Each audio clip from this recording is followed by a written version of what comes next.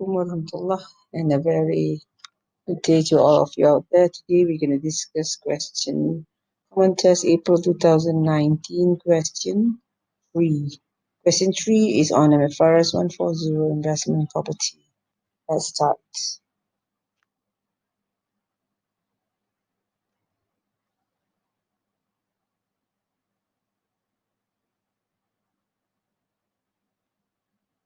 Okay, question 3A. Mio Berhad owns a building in Johor Bahru. So Mio owns a building in Johor Bahru.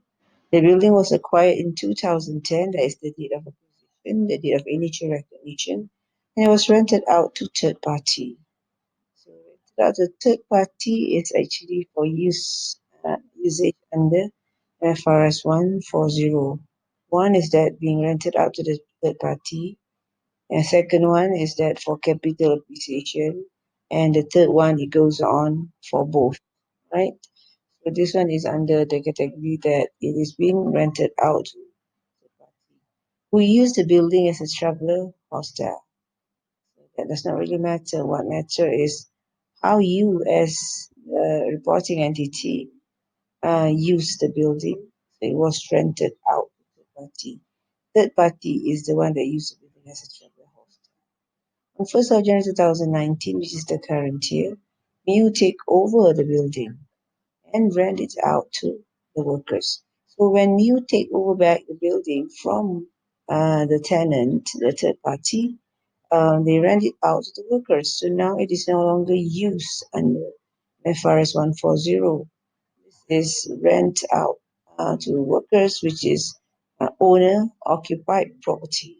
So owner-occupied property is a property under FAR116. That is what mentioned under FAR140. If you have an owner account or occupied property, it shall be accounted for under the principles of FAR116. So this one means there is a change in the use of building from before this was rented out to the party. Now it is being rented out to the workers when you take over the and that happens on 1st of January 2019. Required. Briefly explain the accounting treatment on 1st of January. And on 1st of January, just now we mentioned that there is a change in the use of building, and that is actually what you call transfer. So we'll be looking at that. Second part, Mew has another property in Kuala Lumpur, which was rented out to a third party. There's another one that is NIP in Kuala Lumpur. But now Mew plans to remove the building in Kuala Lumpur from its statement of financial position.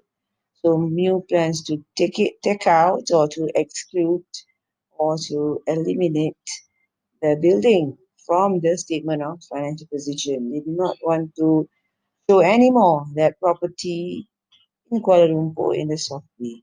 So you need to explain when the building can be removed from the software, which is talking about the derecognition actually. Second part, let's look at the answer. So we'll start by putting the date. 1st of January 2019, there was a transfer from IP to PP. So you need to write transfer from investment property to property from equipment when there is a change of use. The change of use was on 1st of January 2019 of what? Of the building. From being rented out to third party, you need to mention what are the change of use of the building. And now it is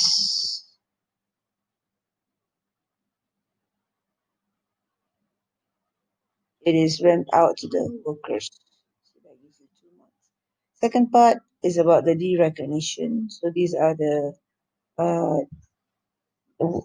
situation where derecognition is permitted under FAR140, right? The situation where it is permitted, right? It can be removed. Number one, when the investment property are withdrawn from the use, meaning that you remove from the software when it is no longer used under the IP category. For example, it is no longer used for undetermined, no longer used for rental, it is no longer used for capital appreciation and such more. And second one is that no future economic benefits are expected from its disposal. You dispose, you won't get any cash flow whatsoever. So therefore, you can also um, remove it from your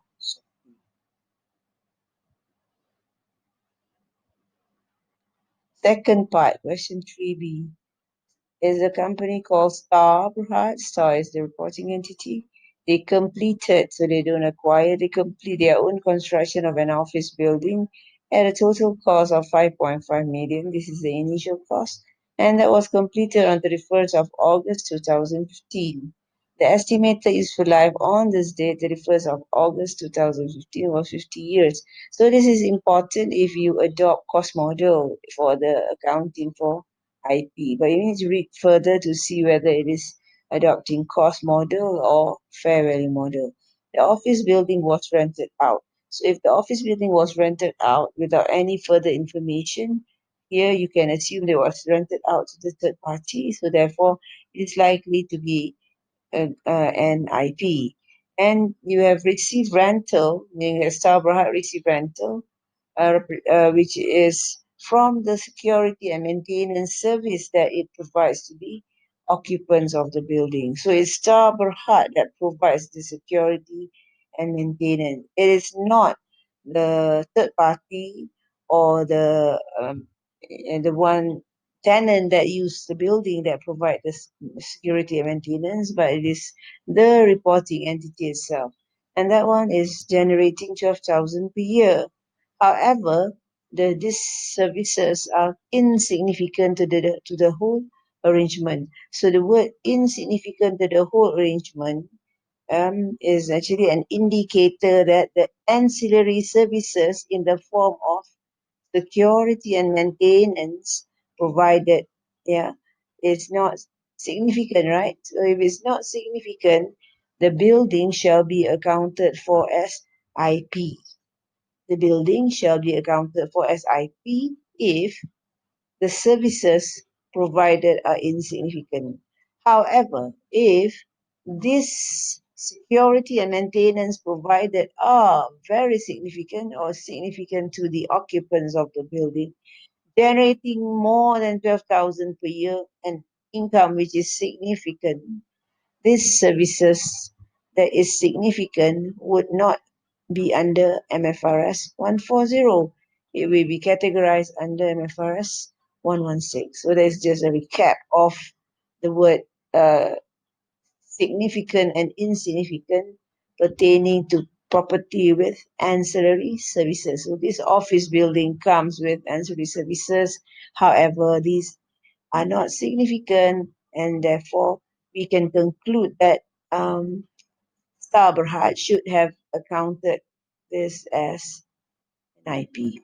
The fair value of the property, which is an IP, as at 31st of December 2016, meaning that after 16 months of of the completion, so there is a gap of 16 months, 1 year and 4 months. 31st of December 2018 was 5.7 respectively. So this 5.7 is for 31st of December, 6.1 is for 31st of December 2018. 1st of March 2019, that means after 2 months going into the new accounting year or financial year, the office building was sold off at 6 million. It was sold off. So meaning that is being recognized. It is the policy of the company to adopt the fair value model. So under fair value model, what you need to understand is that there is no depreciation and there is also no impairment test. However, the fair value changes will be reflected in the statement of profit or loss. Now we're going to compare the fair value with whatever carrying value on the same date. And the difference will result in either a gain on change in fair value or a loss in change in fair value. So we're going to look at this fair value assessment given on 31st of December 2019 and 31st of December 2018 to see whether there is a gain or loss on fair value change of IP. And it is also telling you here that the revaluation model is used in measuring PPE. For the PPE, they use revaluation model. There is a PPE, which is the office building that belongs to Starberhad, it will be accounted for under revaluation model. But if this is only about the case of IP, that will be using fair value model on its subsequent measurement. Okay, what are the requirements? You are asked to explain the classification.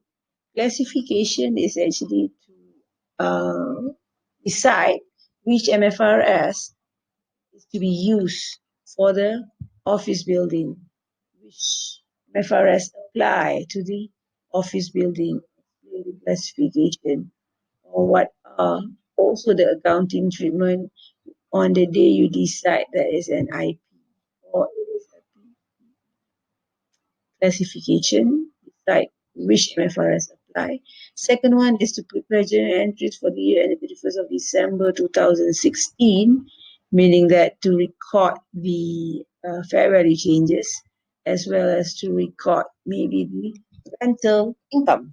Remember, there was a rental income that is insignificant, but it is still an income, and that other income shall be also recorded.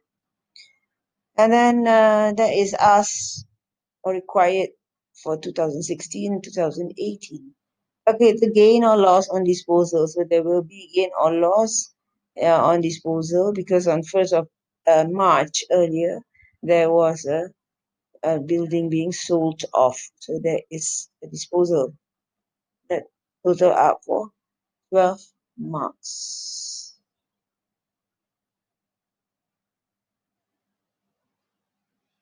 We start off with the classification. So in 2015 refers to 31st of August 2015. It's best that you put the date in full here. Office building can be classified as IP. Give the reason why, as the office building was rented out to the third party. And then you also need to justify why it is classified as an IP, because it has some security and maintenance service issue. So you can mention, even though Starberhad provides security and maintenance service, which is the ancillary services, to the occupants of the building, these services are insignificant to the whole arrangement. So that therefore, the building can be classified as an investment property. Why? Because the significant issue here is that the services provided is insignificant. Insignificant to the whole arrangement, building will be classified as IP. If it is significant to the whole arrangement, the building won't be classified as IP, but will be classified as, for this question, it is an IP. So let's look at the requirement for question B2 again. So if you look at the requirement for question B2, you are asked to prepare journal entries. So what I'm doing is I'm going to show you a little revision on some of the issues under fair value model by using this diagram. First, you need to draw a timeline diagram plotting what happened. For example, on 31st of August, the construction was completed. How much is the construction cost of the office building, the property? And then you are informed about the fair value of office building on 31st of August, right? 31st of December 2016. And that is after, I mentioned this now, after 16 months. And there's another one being mentioned here, which is on 31st of December 2018. Another fair value 6.1. And that is after 2 years. I also mentioned to you that there is no depreciation, no impairment test, yeah, if you adopt fair value model. So this will happen throughout this two gap, yeah, which is after the first fair value assessment and also on the second fair value assessment onwards. If the company adopts fair value model, there is no depreciation and there is no impairment. The first step to do is that you need to find what are the journal entry on this date. So you need to compare the carrying amount 5.5, which is the cost or the completion of the construction contract is 5.5 million at the cost. So you don't have to go and depreciate. So just compare 5.5 with 5.7. If you do that, you'll get a fair value gain of 0.2 million or 200,000. And this fair value gain will be actually credited to your statement of profit or loss, right? Credited as part of other income. In the second fair value assessment, which is after 2 years gap with the first one, you can see that there is another increase. And there's a fair value gain. If you go and get 6.1 minus 5.7, you get 0.4.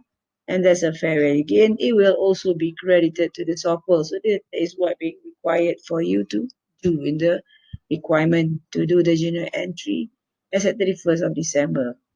However, don't forget this ancillary service that has generated an income. So for both here, if that is received, it will be debited to a bank. However, if it's earned but not yet received, you shall debit that to income receivable or accrued income, 12,000. So debit bank in the first accounting period, 31st of December 2016, and credit the ancillary service on that date as well. Service income. The second year, you will also repeat the same, right? So that one is to record the ancillary service. If you have also incurred some cost of maintenance or repair of the property, that shall also be recorded as expense during that year. But that's only an issue of income here, right? So you can plot this diagram. Next is the journal entry. So in the journal entry here, as per this requirement, they ask you to do the journal entries. So write the journal entries for the gain in fair value change, debit investment property, credit SOPL, gain in fair value, 200,000. And then by right, should also record the ancillary service income. But in this solution, it is not recorded. So to be on the safe side, please record the ancillary service income as what I've done earlier. Yeah, there's two. Okay, but here it's not shown. Journal entries on 31st of December, the same thing, is just that the difference is 400,000. Both are reflecting a gain in change in fair value. The third part of the question asks you to calculate the gain or loss on disposal. So the gain or loss here is to compare the carrying amount on the date of derecognition. The carrying amount is actually the previous fair value. So if you check, this 6 million is on 1st of March. And you need to find what are the carrying amount on 1st of March.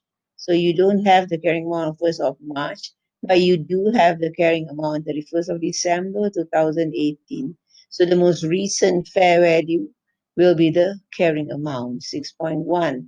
You have a loss on disposal of 100,000. And that loss will be expense of and debited to the SOPO. If you are asked about the accounting treatment, It will be debited to the software in 2019 statement of profit or loss. That gives you 2 marks. That's it. Thank you for watching. I'll see you when I'll see you.